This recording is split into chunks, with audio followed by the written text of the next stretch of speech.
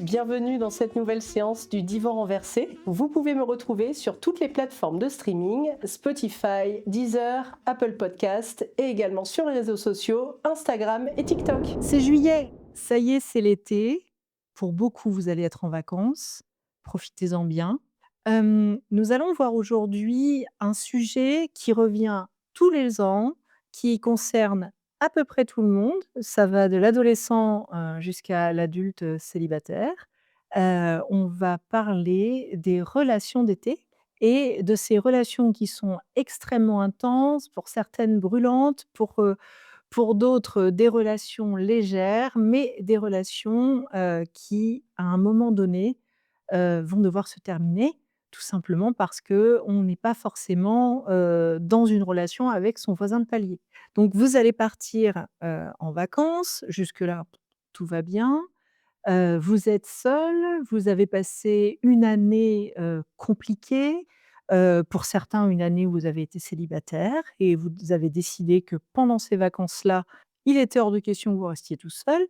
Et puis pour d'autres, vous avez vécu une année compliquée, vous avez eu une année où vous étiez en couple, une année où il y a eu des ruptures, amoureuses pour beaucoup, peut-être même des ruptures, amicales.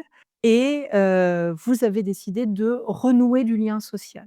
Alors pourquoi, en fait, l'été est propice à la rencontre? C'est pas compliqué, en fait. L'été, c'est le moment où on est censé, et je dis bien on est censé, lâcher prise. Vous avez les premiers rayons de soleil qui sont sympas, en général, quand, il fait beau, on est de meilleure humeur. Alors c'est très facile à expliquer. Pourquoi on est de meilleure humeur? Tout simplement parce que, déjà le soleil vous permet d'avoir un petit plein de dopamine, qui est, un neurotransmetteur qui provoque la satisfaction, et puis, des petits shoots d'endorphines qui vont également, être, une hormone, qui s'appelle, qui est pardon, l'hormone du plaisir. Donc en fait, les 2 réunis font que vous allez avoir des envies, qui vont être plus importantes que, les envies d'hiver. Donc tant mieux. Ce qui veut dire que vous allez partir en vacances tranquille avec, un état d'esprit pour certains relativement positif. Pour d'autres, c'est pas super au niveau du moral, mais le moral est quand même meilleur que quand il faisait tout gris. Et puis, vous allez arriver sur votre lieu de vacances. Alors le lieu de vacances, c'est le lieu où, en toute logique, vous n'êtes pas dans un environnement que vous connaissez. Vous n'êtes pas, également, avec, des gens que vous connaissez, à moins que vous partiez avec des amis et dans ces cas-là, il va falloir ouvrir son cercle d'amis si vous voulez faire des rencontres et puis surtout, vous n'allez pas faire des choses quotidiennes et habituelles et ne pas faire des choses quotidiennes et habituelles, déjà, rien que ça va vous faire prendre, en fait, un contre-pied sur votre quotidien. Vous aurez l'impression de vivre une nouvelle vie et quand on vit une nouvelle vie, on a, presque ce besoin de faire de nouvelles rencontres. On va être plus enclin à parler aux gens, et puis on va être plus ouvert, tout simplement. Alors on va être plus ouvert parce qu'on va avoir l'esprit un peu plus léger et puis il y a une deuxième chose, c'est quand il fait beau, on est plus dehors et quand on est plus dehors et ben, on a plus tendance à parler aux autres et donc dans ces cas-là, quand on commence à lever le nez de son téléphone, quand on n'est plus sur son écran ou en tout cas beaucoup moins que d'habitude, quand on n'est pas accroché absolument à ses mails professionnels et ça on en parlera dans une autre vidéo, et bien forcément, on va, pouvoir être enclin à rencontrer des gens. Je vais vous donner l'exemple type que je pense beaucoup d'entre vous auront connu. En tout cas, en ce qui me concerne, je l'ai connu. On part, entre amis, on va au bord de la mer, il fait beau, on se retrouve tous à la plage un après-midi, on est un petit groupe et juste en face de nous, il y a un autre petit groupe qui est là et on commence à sympathiser. Sauf que dans le petit groupe, il y a bien quelqu'un qui commence à nous plaire un peu, à nous faire de l'œil et on ne sait pas ce qui se passe. En fait, la machine s'emballe et on se retrouve avec la personne, on discute, pour, faire connaissance. On voit qu'on matche bien et bim bam boum, ça y est, c'est parti, on vit une petite histoire, un petit flirt, un petit quelque chose. Alors ça, c'est formidable. C'est formidable parce que en plus du soleil, on se sent pousser des ailes, on a l'impression, de vivre le meilleur moment de notre vie. Tout devient léger, tout devient facile, tout est possible. C'est fou quand même ce que l'été peut apporter et ce qu'une relation d'été peut apporter. Alors pour beaucoup, vous allez me dire: «Bah, toutes les relations font ça». Alors oui et non.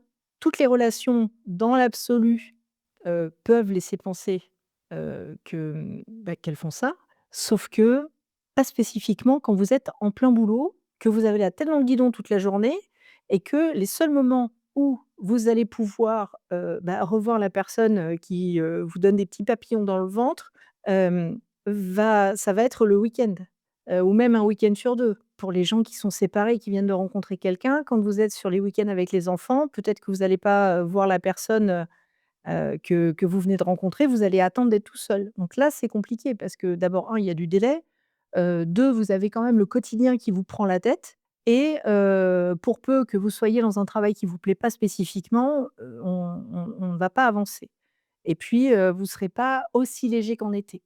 L'été, vraiment, vous n'avez pas d'horaire réel, c'est-à-dire vous n'êtes pas obligé de vous lever à 6 heures, vous n'êtes pas obligé de vous préparer pour aller dans un endroit qui vous plaît, pour certains énormément, mais pour d'autres pas du tout. Mais vous faites un peu ce que vous voulez et le fait de faire ce qu'on veut, de passer, on va dire, allez 10 jours, à faire ce qu'on aime en fait, c'est-à-dire se détendre, être avec des gens qu'on aime et avec lesquels on n'est pas imposé de nouer du lien et également des gens qui vont nous aider à même mesure en fait à, je sais pas, je veux dire des bêtises, mais à faire les tâches du quotidien. C'est-à-dire que quand vous partez les uns les autres ensemble, on fait tous le petit quelque chose qui va soulager l'autre. Il y a une espèce de solidarité naturelle qui se met en place et donc forcément, la vie paraît beaucoup plus facile que quand on est, bah, dans un couple qui battait de l'aile pour ceux qui se sont quittés, pour les célibataires, bah, la charge du quotidien qu'il faut bien assumer tout seul. Donc tout ça fait que, l'état d'esprit est complètement différent. J'en reviens également, à la nouveauté du lieu. Un lieu nouveau, on a l'impression qu'on a une nouvelle vie. Quand on est, dans quelque chose qui n'est pas habituel, on a le cerveau qui, lève les barrières et véritablement, on a l'impression qu'on peut soulever les montagnes. Alors si vous êtes à la mer, ne soulevez pas de montagne. Heu, si vous êtes à la mer, le but, ça va être de pas prendre l'eau ou en tout cas, d'éviter de couler. Vous allez vous détendre la première semaine, vous allez rencontrer, donc cette personne, de l'autre groupe, la 2e semaine, on va dire et puis, bah, là, l'histoire va commencer. Tout paraît simple, on a l'impression d'avoir rencontré la personne idéale. On vit des moments qu'on ne vivrait pas ou peu finalement dans le quotidien. On partage quelque chose de nouveau, on découvre une autre personne et on prend le temps en fait de la découvrir. On laisse aller, ses désirs, on laisse aller, le plaisir qu'on va prendre également, puisque, bah, là encore en fait, il y a pas de barrière et quand il y a pas de barrière, qu'est-ce que c'est bien? Qu'est-ce que c'est bien? Vous vivez votre histoire, vous commencez à parler d'avenir. Alors attention, hein, je vous ai dit que vous partez, en vacances, à 10 jours, 15 jours maximum. Alors quand on commence à parler d'avenir au bout de 15 jours et qu'on a l'impression d'avoir connu cette personne-là depuis à peu près, je sais pas 10 ans, ça peut faire peur, ça peut faire peur. Chez certains, ça marche et franchement, ça c'est les plus belles histoires qui peuvent arriver, c'est des gens qui se sont rencontrés l'été, qui, ont décidé que, ils allaient complètement modifier leur vie pour, rester avec la personne qu'ils ont rencontrée, parce qu'ils sont persuadés que cette personne-là est la personne avec laquelle ils veulent faire leur vie et arrivé la rentrée, tout va bien se passer. Sauf que pour beaucoup, quelques jours avant de repartir, avant d'arrêter les vacances, bah, on se rend bien compte que le quotidien commence à pointer le bout de son nez. On commence à penser, bah, à faire les valises. On commence à penser au boulot qu'on va reprendre, on commence à penser pour certains aux enfants qu'on va récupérer et c'est étonnant à quel point l'histoire qu'on a vécue, bah, c'est peut-être pas l'histoire de notre vie. C'était une histoire sympa, la personne avec laquelle on est, c'est sympa. La légèreté qu'on a vécue pendant quelques jours, c'était super sympa aussi. On aimerait bien prolonger un peu parce que forcément, on va pas cracher sur le plaisir. Mais la vérité, c'est qu'arrivés les derniers jours, on commence à se poser la question de: «Est-ce que, ben, on va rester en contact ou est-ce que, bah, la logique veut que c'était une petite histoire comme ça pendant quelque temps et puis, ben, on va repartir?» Alors, je vais scinder en 2 catégories parce que souvent, les premiers émois d'été, on les a quand on est adolescent. Les adolescents, ils partent pour certains avec leurs parents, d'autres avec les copains, mais souvent avec leurs parents et nos adolescents, quand ils vivent leurs premiers émois amoureux, forcément, c'est extrêmement important pour eux. C'est ce qui va construire par la suite, les relations qu'ils vont vivre. Donc il faut le prendre en considération et le prendre de façon très sérieuse, en fait. Leur relation, elle est super importante pour eux, même si elle dure 10 jours.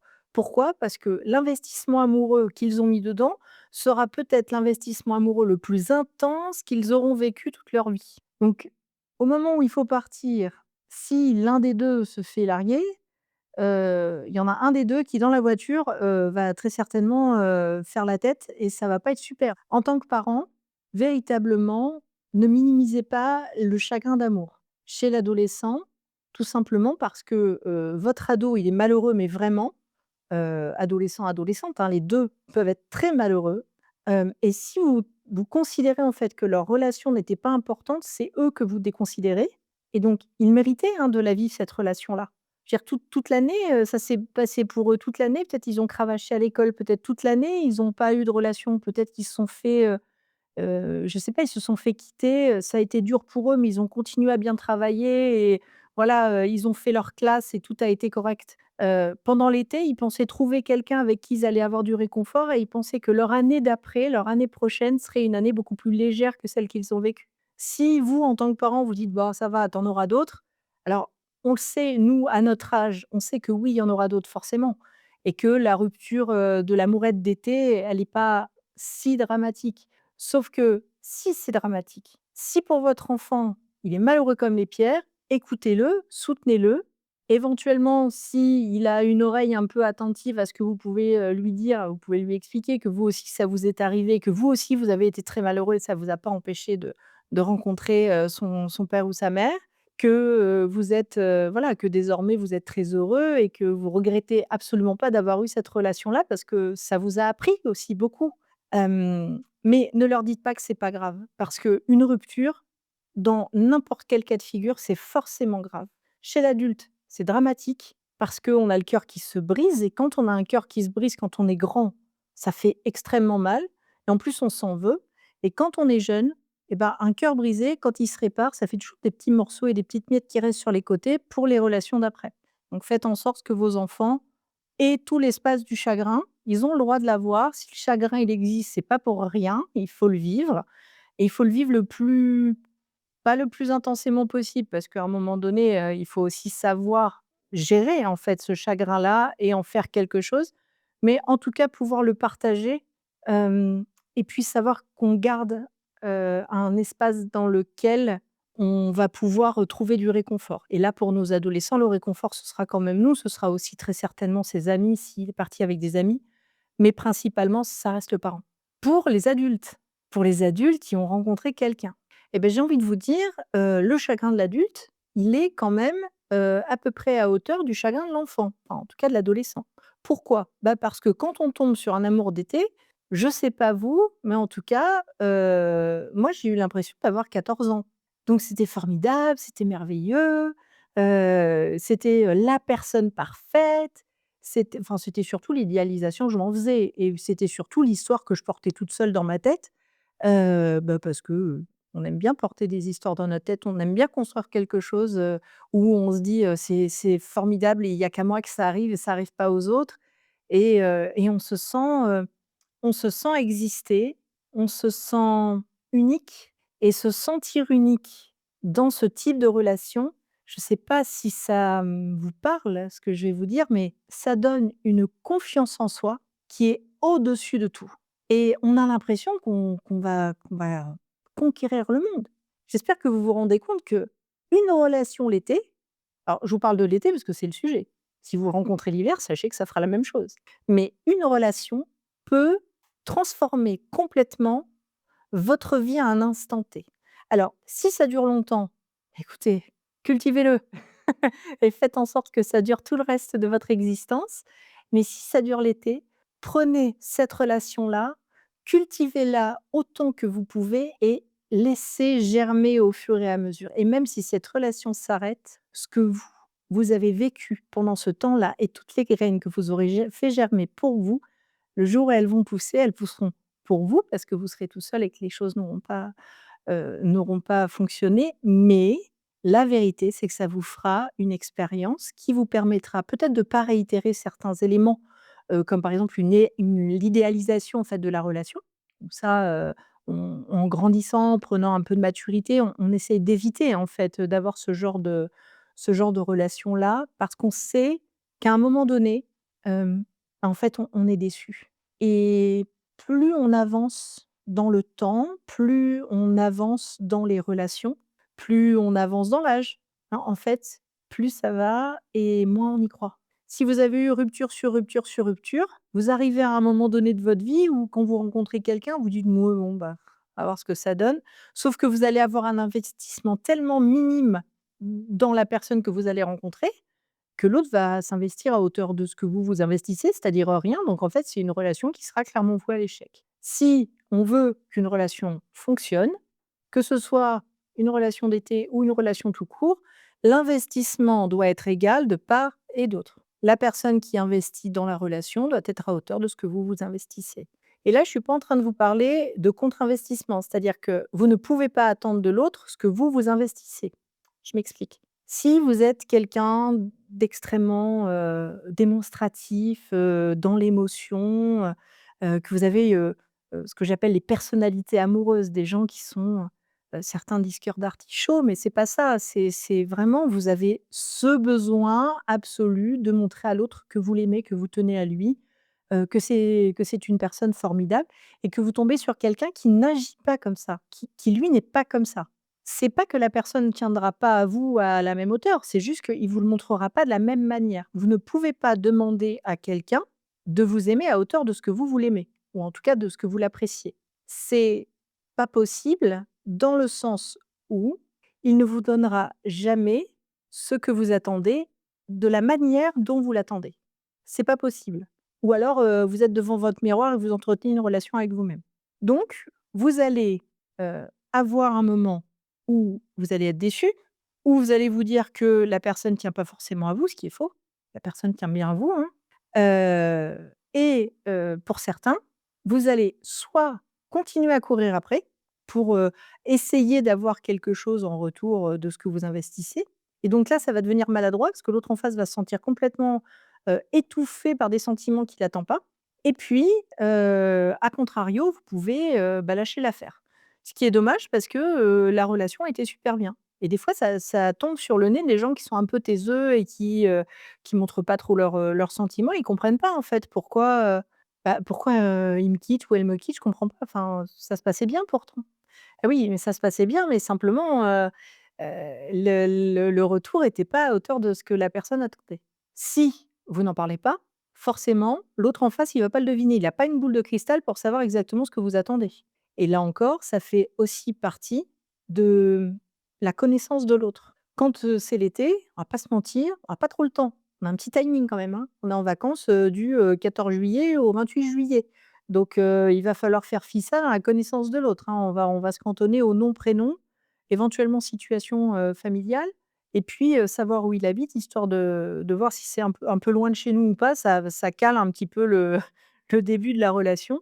Mais la vérité, c'est qu'on va pas apprendre profondément, comment il agit, qui il est au quotidien, qu'est-ce qu'il aime, réellement et profondément, dans le quotidien. Si on a envie d'avoir une relation avec lui, si on a envie de s'amuser, d'un peu de légèreté pendant l'été, on va y aller bille en tête, la personne, elle est jolie, elle sent bon, elle a, elle est un peu bronzée, on est content en fait. C'est juste, c'est l'été quoi. C'est ça l'été.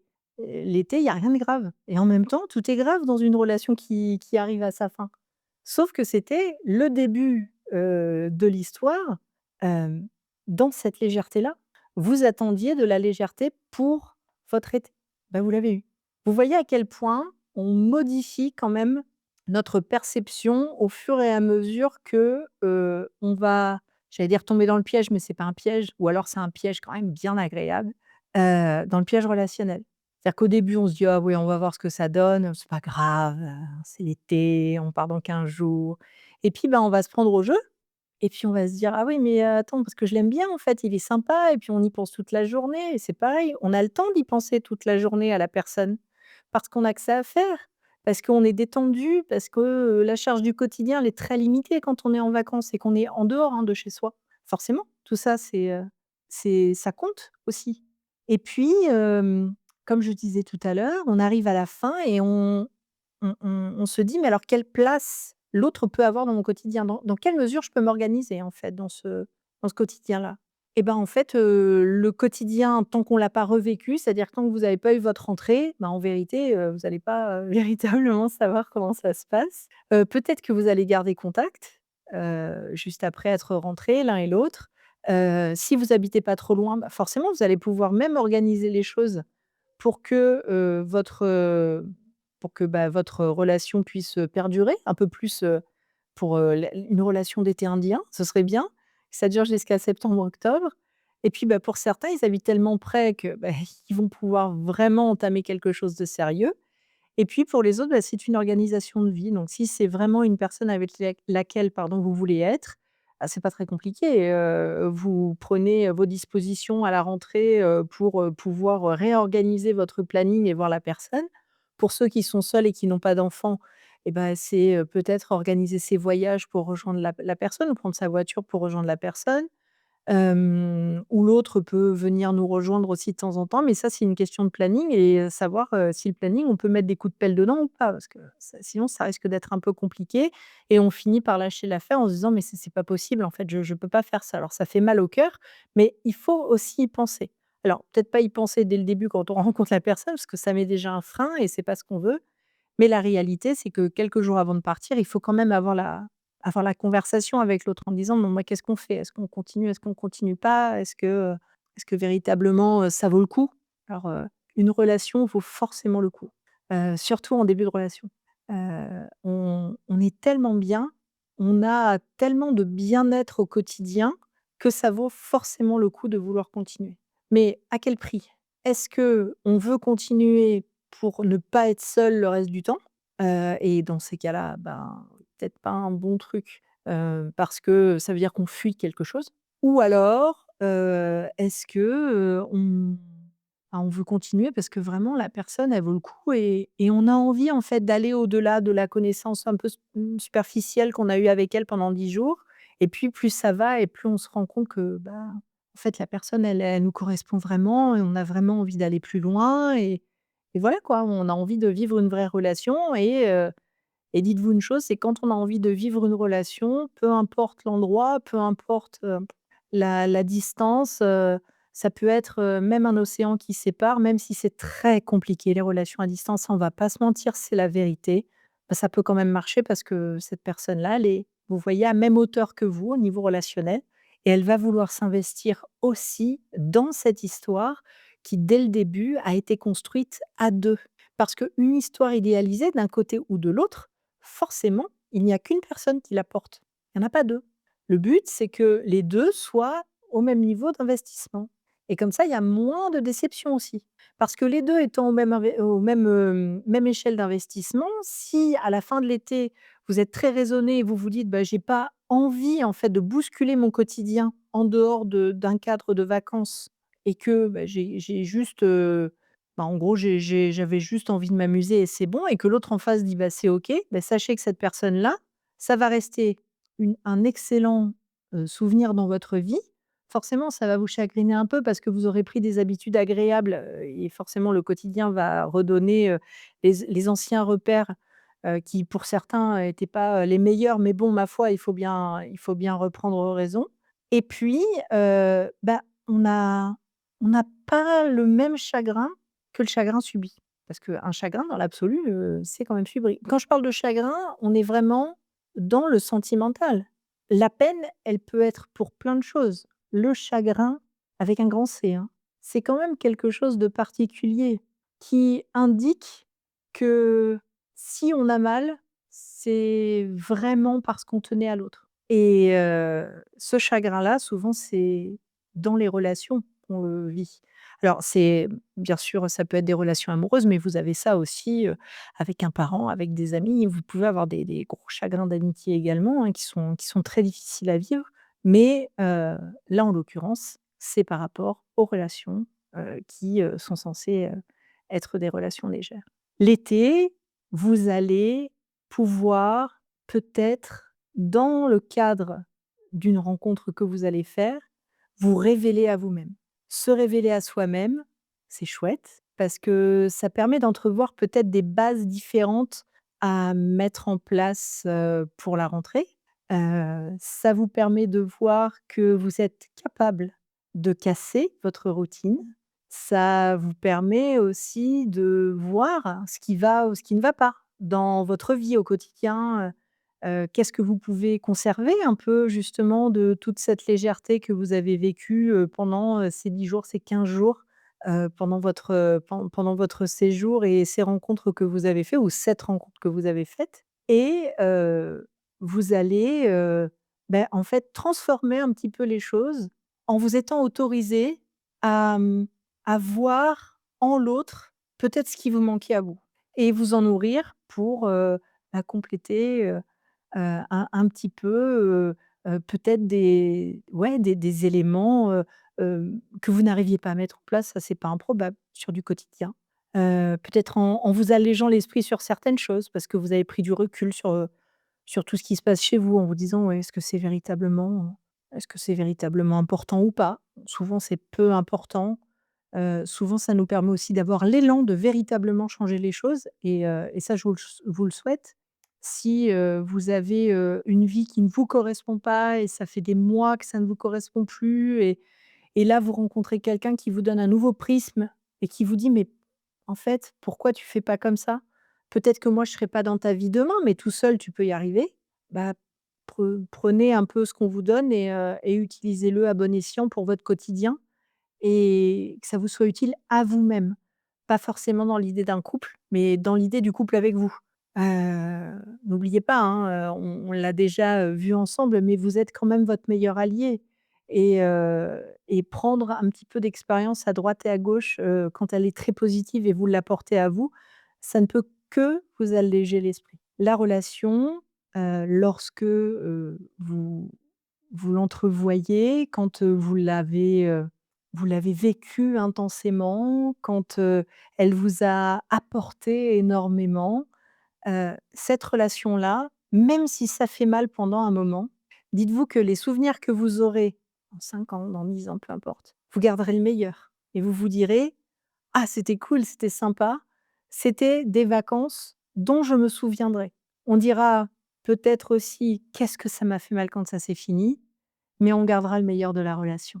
J'aimerais bien en commentaire que vous puissiez, éventuellement me dire si vous avez eu, des relations de vacances, des relations légères, des relations extrêmement intenses qui vous ont, heu, mis, des papillons dans le ventre et qui vous ont aidé au quotidien, des relations qui ont marché et que vous avez pu, réussir à cultiver pour le reste de votre vie et puis pour les autres. Des relations, toutes légères que vous avez eues mais qui vous ont apporté beaucoup de bonheur. N'hésitez pas à me dire ça dans les commentaires et puis, on se retrouve à la prochaine séance. Merci beaucoup d'avoir été à l'écoute de cette séance. On se retrouve pour notre prochaine consultation dans 15 jours. Si vous le souhaitez, vous pouvez partager, n'hésitez pas à vous abonner. Vous pouvez me retrouver sur toutes les plateformes de streaming, Deezer, Spotify, Apple Podcast, mais également sur les réseaux sociaux Instagram et TikTok. Et n'oubliez pas, je suis également sur YouTube. À bientôt mes inconscients.